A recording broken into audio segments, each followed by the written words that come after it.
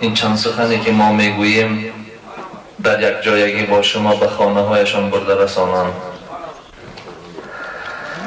چنانه که گفتم امروز ما و شما را یک سنت رسول نکاح جمع آورده است. این هم باشد نکاح برادرزاده دامن زبیدالله. چند دقیقه ابتدا درباره نکاح صحبت میکنیم، بعد برادرها التماس کردن در موضوعهای گوناگون صحبت شود. انشالله تا وقتی که فرصت داریم گفته های شما را انشاءالله عملی میکنیم. پیامبر گرامی گفته بودند که النکاح من سنتی فمن لم یعمل بسنتی فلیس منی. نکاح که از سنت های من است گفتند و کسی که به سنت من عمل نمی کند از جمله امت های حقیقی من نیست. چرا؟ به چه خاطر؟ از چه چیز چی گونه اهمیت دارد یا از چه چیز برخوردار است که پیامبر گرامی اینقدر تأکید کردند؟ پیامبر گرامی در یک حدیثشان میگویند اذا تزوج العبد فقد استكمل نصف الدين فليتق الله في النصف الباقي. وقتی که یک بنده زن میگیرد گفتند نصف دینش کامل کرده است. در نصف باقی ماندهش گفتند از خدا بترسد. وقتی که نصف دین باشد حتما چه؟ پیامبر گرامی در مد نظر همین چیز اول داشتند که یعنی یک بنده به سبب نکاح نصف دین خود کامل میکند. و حدیث های بعدی انشاءالله این سخن گفتگی ما را شرح میدیم. و البته وقتی که این شرایط پیش آمد یک نفر میخواهد ازدواج کند پیامبر گرامی چیز باز میگوید تنکح المرأة لأربع لمالها ولجمالها ولدينها ولحسبها ولدينها فاظفر بذات الدين تربت يداك. گفتن البته انشاءالله وقتی که یک کس قصد نکاح میکند حتما زن از همین 4 خصلت برخوردار است. یا زن نگاه مالش نگاه کرده میگیره، یا زن چی جمالش نگاه کرده میگیره، یا زن حسبش دختری کی است، دختری فلانچه کارگری کلان یا بدولت یا فلان گفته، یا چهارمی چی یا به خاطر دینش میگیره. پیامبر گرامی شما را تأکید کردن یا ما را تأکید کردن چی گفتن؟ البته تأکید اصحاب تأکید امت است. شما دیندار شگیره گفتن زن دیندار گیره. اگر زن پولدار گیره یک روز امتحان خداوند است پولش چی از بین میروه یا کم میشوه. زنی زیبا را گیره حتما بعد تولد کردن یک تا یا 2 تا چی حسنش کم میشوه. اگر یک نفر به خاطر پدرش شما نکاح کنه حتما پدرش از وظیفه دست سبکدوش میکنن. و انشاءالله وقتی که اختیار شما به خاطر دینش بود خداوندم چه در این نکاح شما برکت عطا میکند. یا هر کم و بیشی که در زندگی میشه شما از او گذشت میکنه به خاطر دینش انشاءالله. یک روز پیامبر گرامی شنویدن پیش اصحاب برآمدن. البته چه ناراحت هم شدن از سخن اصحاب. گفتن ما بال اقوام یقول احدهم كذا وكذا ولكني اصوم وافطر وانام واقوم واكل اللحم واتزوج النساء. همون وقتی که عبادت پیامبر گرامی را کم شماریده بودند یکیش گفته بود که من روز دراز روزه میگیرم شبهای دراز نماز میخوانم. یکیش گفته بود که من گوشت نمیخورم. یکیش گفته بود که من زن نمیگیرم خدمت خسی میکنم یعنی خدمت مشغول عبادت میکنم گفته بود. و پیامبر گرامی در جواب همونها همین حدیث گفت فمن رغب عن سنتی فلیس منی در دوامش است. متاسفانه این قسمتی از همین حدیث ما گرفته در خطبه نکاح مجا کرده است. یعنی گفتن پیامبر گرامی با این که من پیامبر هستم یعنی مضمون حدیث همین گونه میشه با این که من پیامبر هستم یک قسمی نماز میخوانم اصوم و افطر، روزه میگیرم با چی افطار میکنم، یعنی روزه وصل نمیگیرم، یا که روزه ماه مبارک رمضان اگر پی در پی گیرم دیگر روزه ها را چی پی در پی نمیگیرم. مردم ما 6 روز شوال به خودشان واجب میدونن که باید پی در پی باشد. نه، هیچ روزه غیر روزه ماه مبارک رمضان دیگر پی در پی نیست، یعنی واجب نیست، البته گیرد از گردنش ساقط میشود. و انام و اقوم، گفتم که یک قسم شب خواب میکنم، با یک قسم باقی مانده شب در میخیزم عبادت میکنم. محدثین هم میگن که شاید هیچ بار نشده باشه که پیامبر گرامی تمام شبش زنده داری کرده باشه، الا نادر میگن شاید یک مرتبه یا 2 مرتبه یک قسم شب میخیست با یک قسم دیگهش استراحت میکرد. و آکل اللحم، در جواب آنه که گفته بود که من گوشت نمیخورم، پیامبر گرامی گفتم که من گوشتم میخورم از چیزی که خدا او را حلال کرده، من خودم چه پرهیز نمیتیم. و اتزوج النساء، و دیگری که گفته بود که من زن نمیگیرم و خود مخسی میکنم، پیامبر گرامی چی گفتن در جوابش؟ نه، من زن میگیرم. گفتن فمن رغب عن سنتی فلیس منی، کسی که از سنت من رو میتابد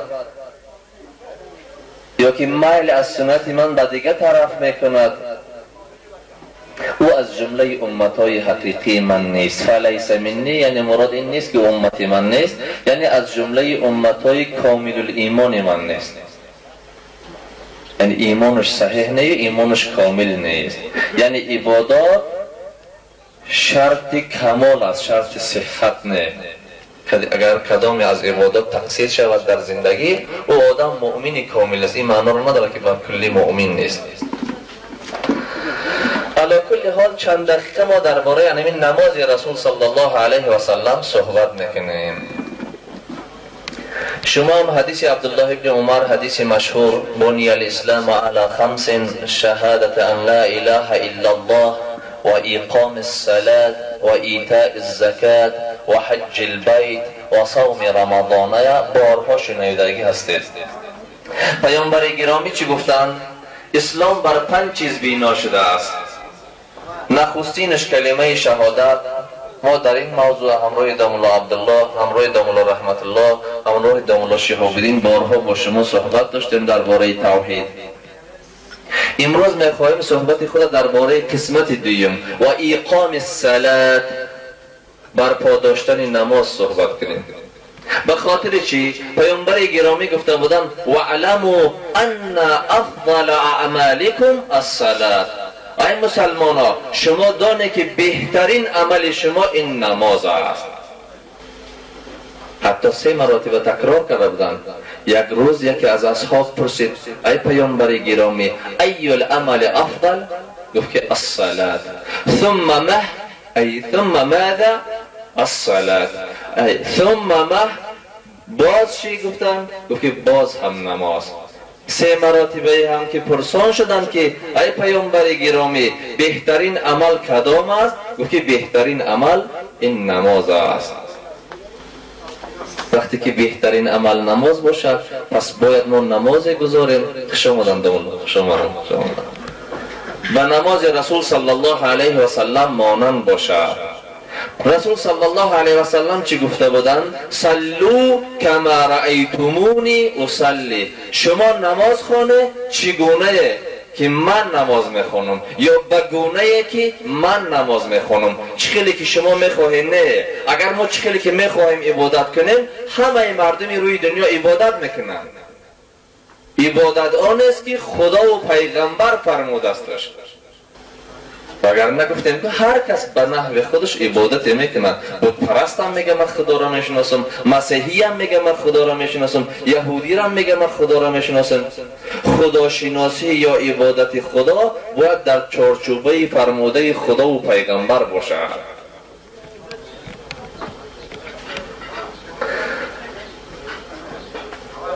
این نماز خداوند بر مسلمان ها فرض گردانید.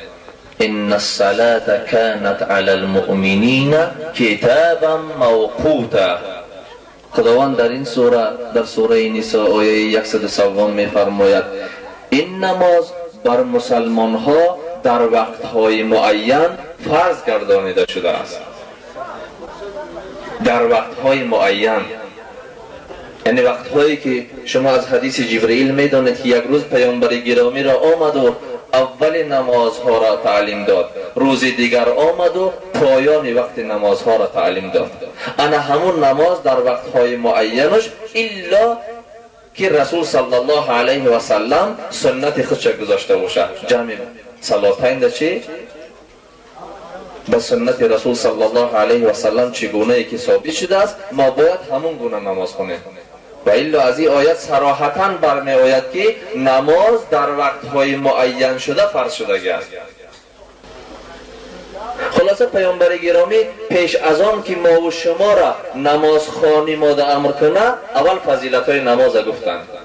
الصلوات الخمس والجمعة الى الجمعة والرمضان الى رمضان مكفرات لما بينهن ما لم تغش الكبائر، ای ما لم تؤت الكبائر. این نمازهای پنجگانه و از جمعه تا جمعه دیگر و از رمضان تا رمضان دیگر سبب کفاره گناه های شما می شود. یعنی از نماز بامداد تا نماز پیشین شما هر گناه صغیره که کرده بوده، در بعضی روایت ها عموما آمده هر گناهی که کرده بوده نماز پیشینه که ادا کرده انشاءالله در جماعت چی می شود؟ این گناه های بین بامداد و پیشین خداوند چی می آمرزد، یا جبرانش همین است، یا به عباره امروزه کمپنساسیون می شود گناه های کردگی شما. و همچنین از این جمعه تا جمعه دیگر و همچنین چی از رمضان تا رمضان دیگر. نه رمضان مبارک هم چی آمده ایستاده است. یا فضیلت دیگر نماز، مثل الصلوات الخمس كمثل نهر جار غمر على باب احدكم يغتسل منه كل يوم 5 مرات. این نمازهای پنجگانه گفت پیامبر گرامی در حیات شما چگونه اهمیت دارند؟ اینا مثل اینند که به پیش خانه شما یک نهر میگذرد، یک جویباره، و شما چی همه روزه 5 مرتبه در آن جویبار خودتان شستشو میکنید. البته ببینید که فضیلت های نماز چقدر زیاد بوده است. از این خاطر چی رکن دوم اسلام است، یا که از این چی هر جایی که خداوند امر کرد بعد کلمه توحید یا بعد کلمه شهادت چی بود؟ صفت مؤمنین بیان کرد، گفت که و یقیمون الصلاة و یؤتون الزکات و یقیمون الصلاة و یؤتون الزکات یا اقیم الصلاة و آتوا الزکات. خیر، وقتی که این نمازها از این فضیلت ها برخوردار باشند، نماز کی فرض شد؟ جزاکم الله خیرا، خوش آمدید. نماز شب اسراء فرض شد. همین 5 نمازی که این قصه شما قصه طولانی است بارها شنیدگی هسته، نمازی که از 50 با 5 مرتبه فرامد و فضیلت همون 50 مرتبه اگر پیغمبر خدا چی خداوند با پیغمبر میگیره شما همون اجر 50 مرتبه را. شب اسراء فرض شد و شروط دارد. البته یکی از شرطهای اساسی نماز این پاکیزگی است. لا یقبل الله صلاة بغیر طهور. پیامبر گرامی گفت که خدا نماز به طهارت قبول نمیکنه، به وضو، به پاکیزگی. دیگرش این که آیت صراحتا سوره مائده در خداوند امر کرد یا ایها الذین آمنوا اذا قمتم الى الصلاة فاغسلوا وجوهکم و ایدیکم الى المرافق وامسحوا برؤوسکم و ارجلکم. ایان کسانی که شما برای ادای نماز میخیزید، حتما پیش از نماز خواندنتان چه شما رویهای خدا، دست خدا تا آرنج و مسح سر کنه و فراموش نکنه و پایهایتان را تا به جلک بشویه. پس شرط اول نماز این چی بوده است؟ طهارت بوده است. یعنی نماز به طهارت قبول نمیشده. به مجرد که انسان طهارت کرد چی باید کند؟ اذان گوید. اذان و اقامت شعار اسلام. شاید سوال کنم که آدمی تنها گذارم اذان گوید؟ البته. یک روز پیامبر گرامی در راه می رفت، یک صدای شنوید: الله اکبر، الله اکبر. پیامبر گرامی او الله اکبر گوینده را نمیدید، فقط می شنوید که یک نفر الله اکبر می گوید. گفت که هذا من الفطره، این کسی هست که فطرت اسلامی، فطرت سلیم دارد. گفت پیشتر آمد، از دهانش چی شنوید؟ اشهد ان لا اله الا الله. و مجردی که پیامبر گرامی از دهن اون صحابی، از دهن اون بادیه نشینی سخن شنوید، حالی ندید استش. که خرج من النار، خرج من النار، از آتش دوزخ برآمد. فی کسی هست. هنوز پیامبر گرامی نمیدونست که اون نماز میخونه. آمد دید که نماز میخونه، اذان و اقامت گفته ایستاده است. پیامبر گرامی را درباره اذان و اقامتی که در کناره باشد پرسیدند. گفت که اون نمیداند که وقتی که اذان و اقامت میگوید به نماز میایسته چقدر لشکر خداوند چه از پس او اقتدا میکنند نماز میخونه.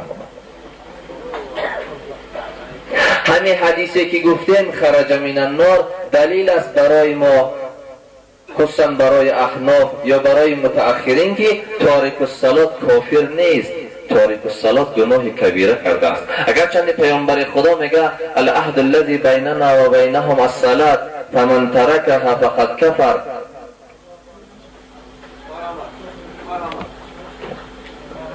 با وجود همین همچی این حدیث صراحتا دلالت میکند که پیامبر گرامی الله اکبر گفتن او را شنید، نماز خوانیش ندیده بود یا نمیدونست که نماز میخواند. چی گفت؟ فطرت سلیم دارد، این مسلمان است که شما را کافر نگوید. یا یک حدیثی طولانی که من بارها گفتگی هستمش، آخرین کسایی که از دوزخ میبرایند هیچ عملی ندارند. یا که یکی از نشانه های قیامت، شما میدونه که حذیفه یمانی یکی از صحابی هایی است که صاحب سر رسول، یعنی پیامبر گرامی سر خود به چند صحابه، به چند نفر مخصوص میگفت. یکی از همانها حذیفه است. حذیفه یک حدیثی روایت میکند، میگوید که یکی از نشانه های قیامت همین است که در روی زمین هیچ کسی نمیماند که نماز بجا بیارد یا ارکان اسلام بجا بیارد، الا پیرزن و پیرمردان از شما میبینیم که چی میگویند؟ میگویند که ما شنویده بودیم کلمه لا اله الا الله.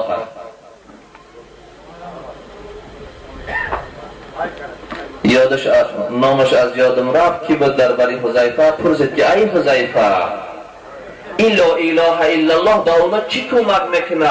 اونا که خودشون نمیدونستیم، از دهن پیشینی‌ها شنویده بودیم.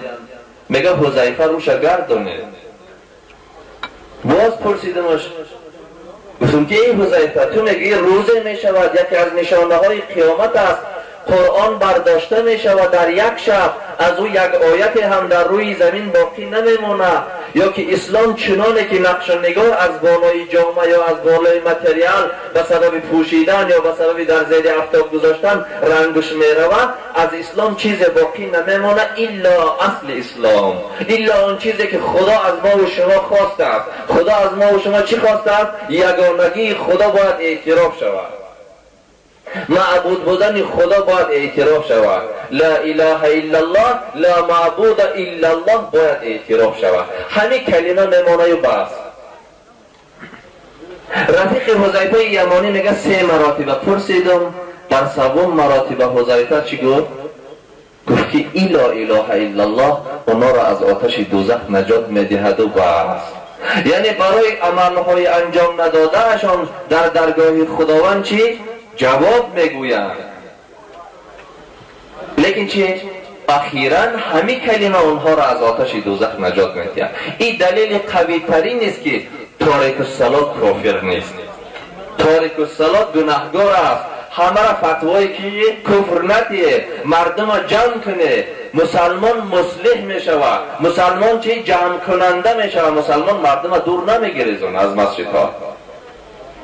هر کسی که لا اله الا الله محمد رسول الله میگه تا وقتی که ضروریات دینی ما را انکار نکرده او را ما دعوت میکنیم، او برادر ماست.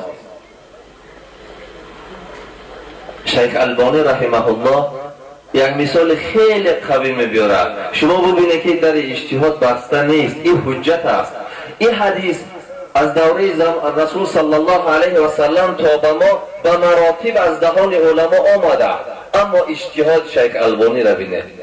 میگه که نجاشی پادشاه حبشه مسلمان شد، اسلام قبول کرد و همه میدانند که نجاشی نماز نمیخوند نگه و هیچ روایتی هم نیست که نجاشی حج آمده باشه و هیچ روایتی هم نیست که نجاشی کدام رکن از ارکان اسلام را به جا آورده باشه، بجز چی یگانگی خدا را میدانست تمام.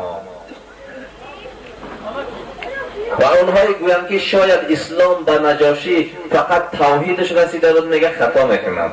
یک قسمی از مردم نجاشی آمده چی میگه در جنگ احد اشتراک کرده برگشته رفته بودن. میگه اونا حتما خبر به پادشاه مسلمان بردن. پادشاه مسلمان، قوم نصرانی.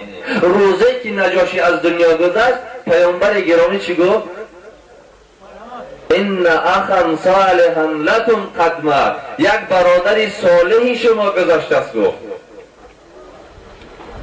زینهار از فتوای کفر، زینهار چی؟ گریز یا اجتناب، خودتان دور گیره. یک کس بی حجت کافر نگویه. یعنی دینی ما دین مصلح است، مردم در گردش جمع میکنه، مردم دور نمیکنه. حتی چی؟ نگفت که این پادشاه است فمن لم یحکم بما انزل الله فاولئک هم الکافرون داخل شده است. پادشاه بود، قومش نصرانی، قوم مجبور نکرده بود به اسلام.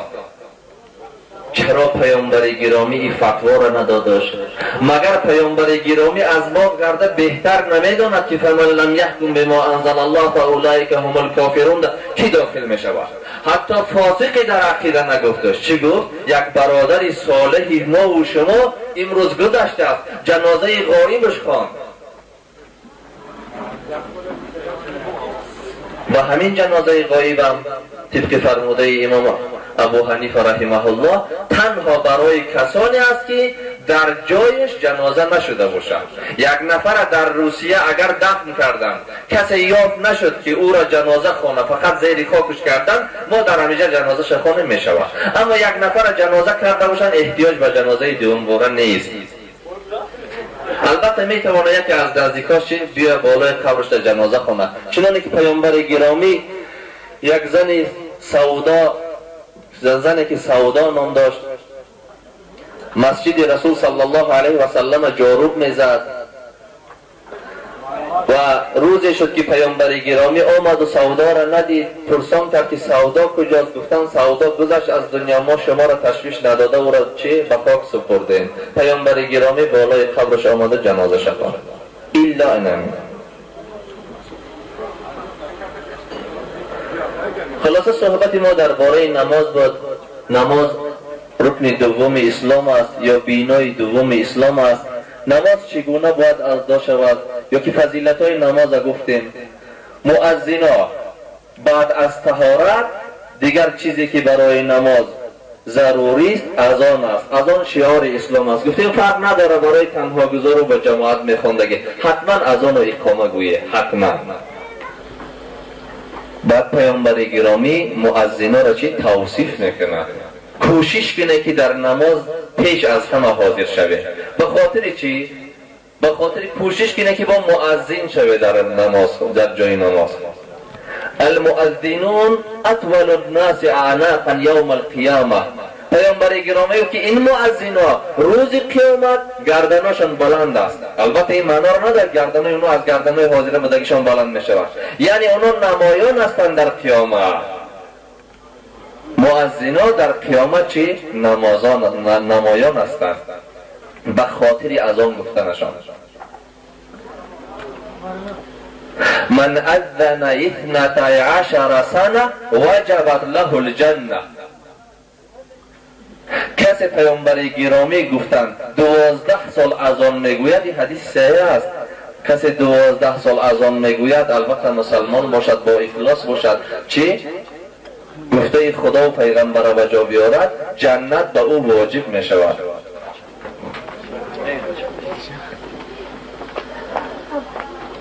بعد از اذان یک انسان رو به نماز می بیارد. باز نماز چی؟ از این کرده شرطهای بیشتر دارد. کدام نماز است؟ نماز نفل است یا فرض؟ اگر فرض باشه چی؟ باید رو به مسجد بیارد. اگر نفل باشه بهترین نماز چی؟ نماز در خانه است، غیر فرض ها. وقتی که به مسجد آمد پس چی؟ یعنی نماز جماعت در باید حاضر شود، نه اینکه پیش قفا هر وقتی که خواهد به جماعت بیاید. کوشش کنه در وقت معین شده. الحمدلله مسجدهای ما امروز برنامه دارند، در ساعتهای معین نماز میگذارند. انا همون آدم متقی، انا همون آدمی که از فضیلتهای نماز میخواه برخوردار شود، قبل از همه چی باید بیاید در صف اول بسته. ان الله و ملائکته یصلون علی الصفوف الاولی. خدا و ملائکه ها چی؟ در آدمی که در صف اول می ایستد صلوات میفرستند.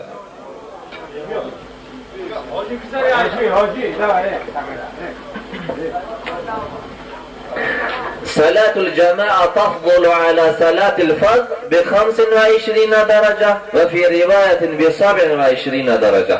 نمازی که با جماعت ادا کرده می شود از نماز تنها گذار چی فرق داشته است یا فضیلت او در چی بوده است؟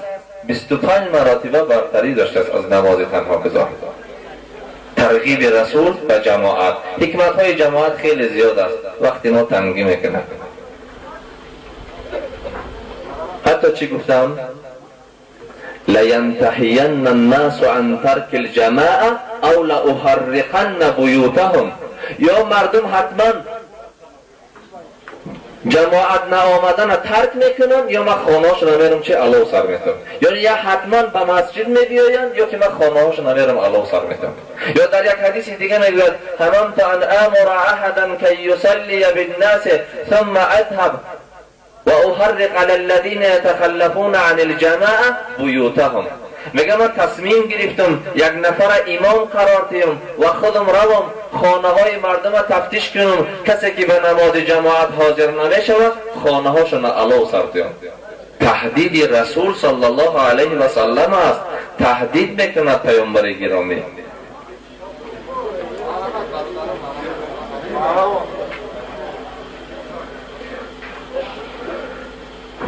یک نفر به نماز جماعت هم حاضر شد. آداب مسجد. آداب مسجد همین که در مسجد باید انسان چه توف نکنه. حتی در صحن مسجد در آمدن هم جایی که به نام مسجد داخل میشوی همجا توف نکنه. الطفل فی المسجد سیئه گفتن پیغمبر خدا. چیزهایی که در جمعیت ما دیده میشد. البته باب نماز باب خیلی زیاد از هزارها کتاب نوشته هستند. جایهایی که امروز در جمعیت ما مهم است همیناش گفته شده. مردم ما از در مسجد که در آمد هنوز هم چه فراموش کرده است که در صحن مسجد ایستاده است. یک قسم ناس میکشند، یک قسم توف میکنند، یک قسم قربانی خودش آواره است. الطفل فی المسجد سیئه و چه کفارتش و کفارتها دفنها. در مسجد توف کردن این یک کاری بد است. شما میخوایی را جبران کنه، میخوایی کاری بدی خودتان پوشانه، همون بالای هوای هم پوشانه.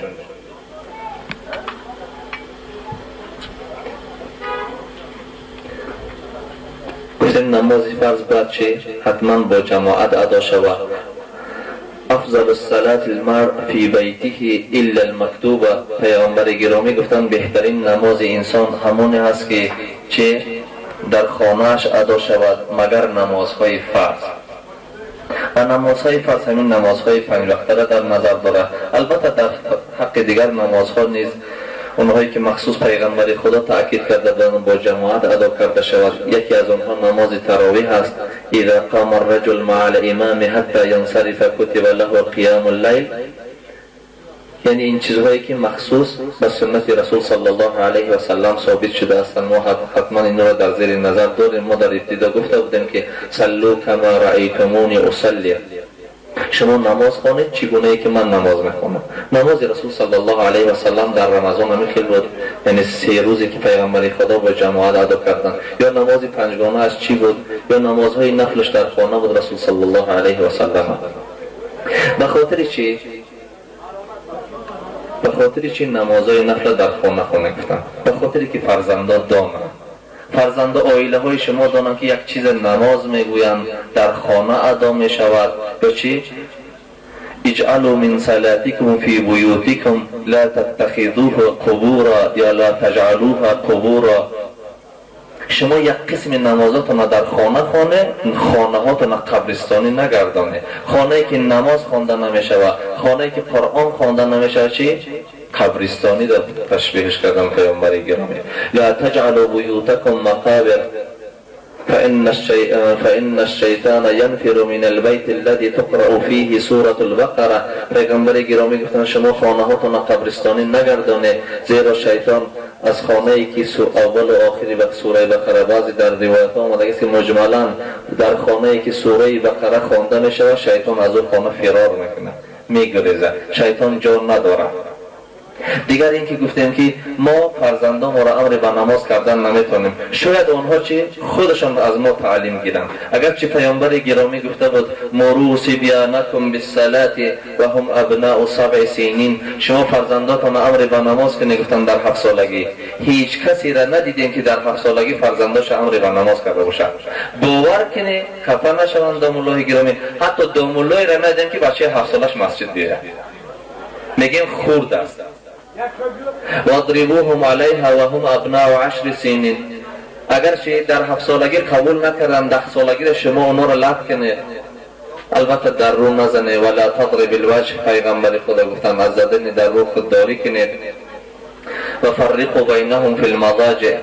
خلاصه نه در 7 سالگی امر به نماز کردیم فرزندان ما را، نه در 10 سالگی امر به نمازشون کردیم.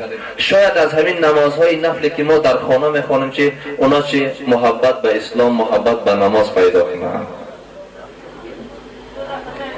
و اون به خانه هایی که چه نماز نیست، قرآن نیست، پیامبر گرامی چی میگویند؟ مثل البیت الذی یذکر الله فیه والبیت الذی لا یذکر الله فیه مثل الحی والمیت. خانه ای که در او ذکر خدا هست، خانه ای که در او قرآن خواندن هست، خانه ای که در او نماز خواندن هست، نمازهای سنت نفل. فرقش چی است از خانه ای که در او ذکر خدا و نماز نافله نیست؟ مثل مرده و زنده. خانه ای که در او نماز نیست، خانه ای که در او قرآن خواندن نیست، یعنی یک مثل مرده بر اینجا است. کنایه قبرستانی است او خانه. ابو طلحه میگوید که یک روز مولای پیغمبر خدا ثوبان پرسیدم که ای ثوبان، تو همراه پیغمبر خدا میگردی، همین پیغمبر خدا از همه بیشتر چی را تأکید کردند؟ کدام عمل است که چی سبب جنت رفتن من میشود؟ میگه یک بار پرسیدمش، ثوبان جواب نداد.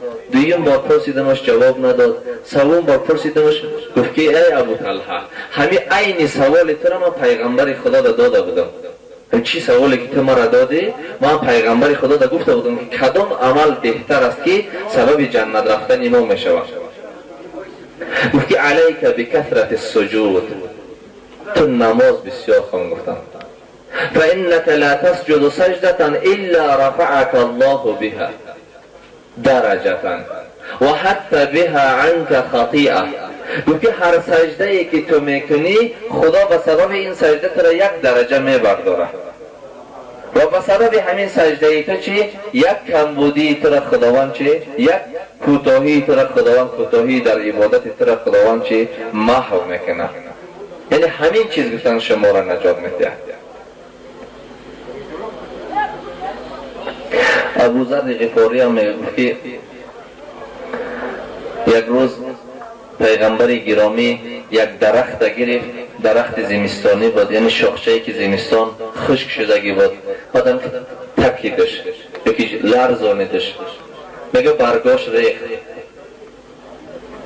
گفت که یک انسان وقتی که نماز میخونه گناهاش همه خیلی میریزه گفت چخیلی که گناهایی یعنی چخیلی که همین برگدیده از همین درخت شاخش افریده ایستاده است انسان به سبب نماز همین گناهاش میتونه محو کنه. این نخستین چیزی که انسان بعد کلمه توحید نجات میتیه گفت همین نماز است. یا اول ما یحاسب به العبد یوم القیامه الصلاة. اولین چیزی که خداوند روز قیامت در محشر بندش محاسبه میکند و از او چیز پرسان میکند این همین نماز است. ینظر فی صلاته، نمازش را نگاه میکنن فان صلحت فقد افلح. اگر نمازش صالحانه بود، اگر نمازش چی طبق گفته خدا و پیغمبر بود، این نماز چی او را نجات میده. و این فسدت، اگر خدا نکرده نمازش به نماز پیغمبر خدا مانند نبود یا چی نماز ادا نکرده بود، خواب و خسر، او آدم چی ناکام شد، ضرر کرد. این نمازهای سرسری خواندگیش نعوذ بالله یا به خاطر خدا نبودنش او را فایده نمیبخشد یا سودش نمیبخشد. این چی گونه بود که پیغمبر خدا چی تأکید کرد که این نماز میشه و این نماز نه، این نماز میشه و این نماز نه؟ به خاطر چی بود؟ از همه جایی که پیغمبر گرامی تأکید کردن کجای نماز بود، انا همه جایهایی را تأکید کردن که هنوز ما رعایتشون نمیکنیم.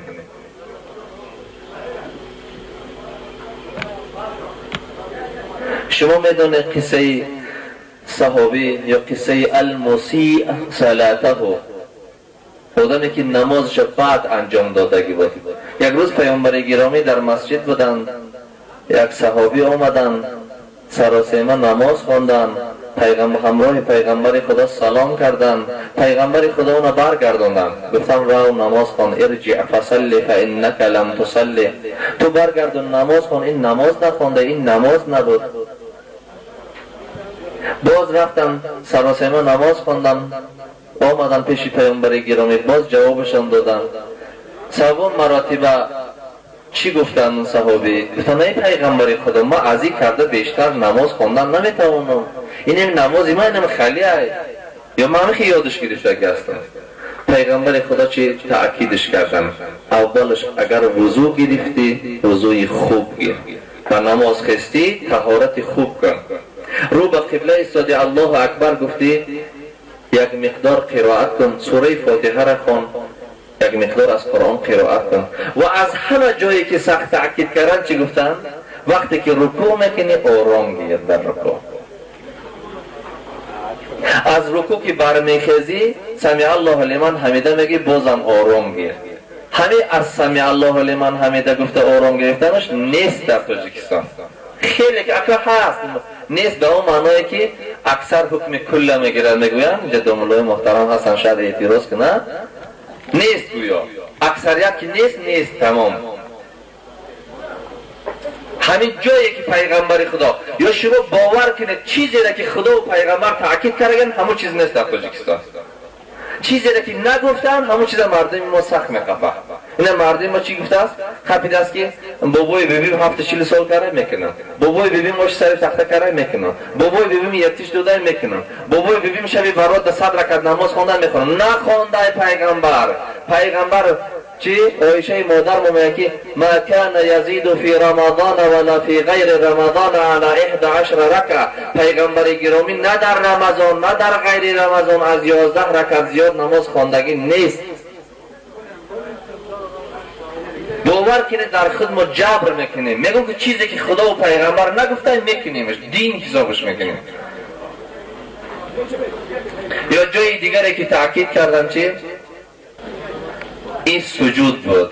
خلاصه چی گفتن؟ لا تتم صلاة رجل حتی یقیم صلبه فی الرکوع و السجود. تمام نمیشه و نماز یک مرد تا که پشتش در رکوع و سجود برابر نکنه، یعنی تا آرام گرفته رکوع و سجود نکنه. و همین آدمی که مثل ما نماز میخونه پیغمبر خدا چی گفتن؟ و گفتن دزد نماز است. گفتن اسوأ الناس سرقة الذي يسرق من صلاته. گفتن قالوا یا رسول الله و کیف یسرق من صلاته؟ گفت که ای همه دزدیگنده دزدی است که از نمازش دزدی میکنه. گفتن ای پیغمبر یگان انسان از نمازش هم چیزی را دزدیده میتونه؟ گفت که لا یتم رکوعها ولا سجودها، همین رکوع و سجودش که بجا نآورد و دزدی نماز است. گفتن انمی نماز است. اگر انمی خیلی نماز باشه بعد خداوند چی میگوید؟ قد افلح المؤمنون الذين هم في صلاتهم خاشعون.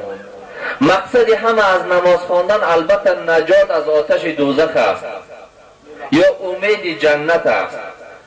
خلاصا نجات یا که چی؟ کامیاب شدن است. خداوند کامیابی ما را در همین نماز گفت قد افلح المؤمنون الذين هم في صلاتهم خاشعون. همه مسلمانان نه، همون مسلمانای نجات میابند که نمازاشون با خشوع و خضوع انجام دهند، همه‌شان نه. ایچی بود از زحمت کشیم ساعت 4 خیزیم طهارت کنیم با آب سرد مسجد بیاییم، یکشی از فضیلت جماعت خود مرقفا کشیم در خانه ما 2 رکعت مرغ بریم نماز خونیم، بعد این نماز سبب نجات ما نشود و ما دزد نماز حساب شویم. و صلوا کما رأیتمونی اصلی نشود. چه خیلی که پیغمبر خدا گفت مرا دیدین من نماز میخوانم همه خیلی نماز خونده، و چی میشود؟ زحمت بلا فایده، زحمت هست، کشوکش هست، خواب حرام کردن هست، وقت چی صرف کردن هست، فایده نیست. همین وقتایی میخوندگی ما 2 دقیقه دیگه اضافه کردن نخورد است. جوان مردا 3 ساعت در کوچه نیستند، بیلیارد بازی 3 ساعت نکنند، پدرای گرامی در پیش تلویزیون کتی نویروهاشون 3 ساعت نشینند کینو تماشا نکنند، 2 دقیقه 5 دقیقه در مسجد بیشتر استند. حدی اقل زحمتی به فایده شود. آخر میگویم تو پول داده گناه خری، همین یک قسمی چی؟ چینه وقت را دادی ثواب نگرفتی، ضایع شد، وقت ضایع شد. خلاص اینجا دمولای محترم هستن با همراه شما صحبت میکنن و یک بار دیگر میگم همون آدمای نجات میابند که نمازشون با خشوع و خضوع باشد. اینا به خاطر چی گفتم چند دقیقه شما را درباره نماز؟ به خاطر که رمضان آماده ایستاده است، مسابقه میشه. باور کنید کدام دمولایی که از 1 ساعت کم خونن هیچ کس از پس او اقتدا نمیکنه. میگه وای دومولا چی؟ وقتی ما را میگیره. چی وقت داره؟ خونش میره یک پهلو کرده کودکوش میشینه. ناانصاف. خدا میگه، پیغمبر میگه. پیغمبر چی میگه؟ این رمضان تا رمضان دیگر اگر شما این رمضان تا رمضان ما بین یکدیگرش سبب کفارت گناه ها میشوند. گناه های 1 ساله شما را به این چیز خداوند میآمرزد. چرا شما 11 ماه غفلت بس نبود با 1 ماه دیگه ما هم غفلت کنیم؟ این همین خبر به خاطر همین گفته شدم که رمضان میبیاید و ما بازم همون کار. از دامولای محترم خواهش داشتم که ماه مبارک خداوند ماه تقوا گفته است یا سبب تقوای انسان ها گفته است یا ایها الذین آمنوا کتب علیکم الصیام کما کتب علی الذین من قبلکم لعلکم تتقون. و ماه تقوا هم هست. شما ببینید که در این مسجد ها چی شده میشه. مسجد هایی بود که سالش قطع محکم بود یا جوانایی بود که مسجد چی فراموش کرده بودن با مجردی در آمدن ماه مبارک رمضان رو به مسجد میبیارن. خداوند حکمت چه گفت؟ این شاید سبب تقوای شما شود. کی سبب تقوا میشود؟ و من یؤمن بالله یهدی قلبه. و وقتی که شما مراجعت کرده کسی که ایمان به خدا میبیاره به خداوند قلب او را هدایت میکنه. جوانای ما میبیان الحمدلله اونا را چی داشتن در کار. دامولای محترم اونا را کم ترک سخت گیرن گویند که ای برادر این الحمدلله اومده رمضان مبارک چی رو به مسجد آوردی، یک چند دقیقه بعد تراویح یا چند دقیقه بعد نماز بامداد یا چند دقیقه بعد نماز عصر صحبت ها تشکیل کنه، امر معروف ها. اگر دامولا نداره چی بسیار در تاجیکستان الحمدلله دامولا بسیار، دامولا ها را برای شما را 100 امر معروف کنن. این هم نشد. بهترین چیز در نزد مدرسه دیسک قرآن برآمده است با ترجمهش. 30 پاره قرآن ترجمهش قطع است. اما دیسکوت نقلا یک ماه مبارک رمضان از موسیقی محکم شون کنه، یک ماه مبارک رمضان قرآن گوش کنه، انشاءالله چه خداوند هدایت میکنه. خداوند میگه و ما یؤمن بالله یهدی قلبه. شما ایمان بیاره، شما میل کنه جانب خداوند، خداوند چی بس پیش شما دویده میبیاد انشاءالله.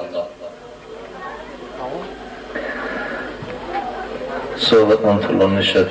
یک چند سخن در حق این داماد گفتنی هستم که پیغمبر گرامی دامادا را میدید میگفت بارک الله لک و بارک علیک و جمع بینکما فی خیر. خداوند بین اینا در برکت اندازه. امروز که این داماد شده است مسئولیت به دوش این میشود. صاحب خانواده او چی است؟ إن الله سائل كل راع أما استرعاه حفظ أم ضيعه حتى يسأل الرجل عن أهله. خداوند هر مسئول میپرسه از مسئولیتش که تو مسئولیت زیر دستات انجام دادی یا ندادی، رعایت کردی یا نکردی. حتی که مرد میپرسه که تو به اهل و ایال چی کردی. این خورشید برادر ما که مزایله دار میشه حتما چی خداوند میپرسدش یا ایها الذین آمنوا قوا انفسکم و اهلیکم نارا. ایان کسانی که ایمان آوردید شما خودتان و اهل و ایالتان را از آتش دوزخ نگه داره. دعا میکنیم که خداوند چی خورشید توفیق بندگی تیا و توفیقش تیا که چی بالای آیلش در مسئولیت خدا حس کنه. از همه مسئولیت سنگین همین است، پیش خداوند این مسئولیت است. اما مسئولیت های زندگی کمی بیشی این به موافقه طرفین انشاءالله از بین می رود. و همون نصیحتی که پیامبر خدا به صحابه کرده بود که وقتی که صحابه پیامبر گرامی را پرسید که زنها ما بالای ما چی حقوق دارد، پیامبر گرامی چی گفت؟